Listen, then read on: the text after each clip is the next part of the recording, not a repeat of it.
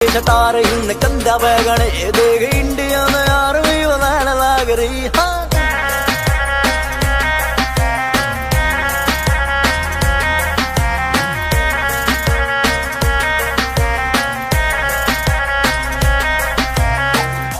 भरोसा मन अपने यकीन पे काली काली शेड छागी गोरी सी सकीन पे।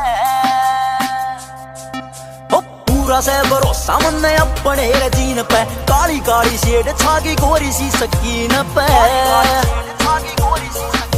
पसीना खून एक करा पुट्टी की जमीन पे, यीशु की कलम या बतान लाग रही।